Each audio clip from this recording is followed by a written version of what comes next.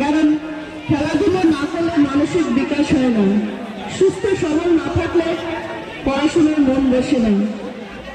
এই শিক্ষক শিক্ষিকাগণ, বিশেষ করে আমার গর্ব হয় যে শরীফনগরে যে সকল, আমি তাকেই ছোট করছি না, কিন্তু তেঁতুল মির্জাপুরের যে কোনো ব্যাপারে এখানকার জনগণ এবং আমাদের সঙ্গে যেভাবে এই প্রাথমিক বিদ্যালয়ে শিক্ষক শিক্ষিকাগণ এগিয়ে আসেন, আমি তেঁতুল মির্জাপুরের পক্ষ থেকে তাদেরকে কুর্নিশ জানাই।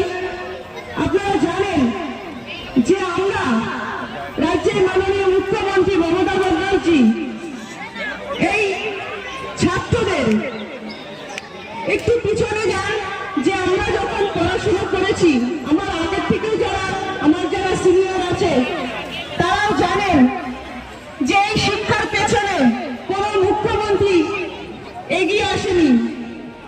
11 সাল থেকে রাজ্যের মাননীয় মুখ্যমন্ত্রী মমতা বন্দ্যোপাধ্যায় বিভিন্ন প্রকল্পের মাধ্যমে ছাত্রছাত্রীদের উৎসাহ করেছেন। কন্যাশ্রী থেকে রূপশ্রী, মিড ডে মিল, তিনি এইগুলো করেছেন। আমি সবাইকে বলবো যে যারা এই ছাত্রছাত্রী অংশগ্রহণ করছেন তাদেরকে আমার শুভেচ্ছা রইল। সবাই হয়তো 5 সেকেন্ড থার্ড হতে পারবে না, আগামী দিনে যাতে হতে পারে তাদের জন্য আমার শুভেচ্ছা রইল। এই সংক্ষিপ্ত কথা বলে আমার কথা শেষ করছি। নমস্কার।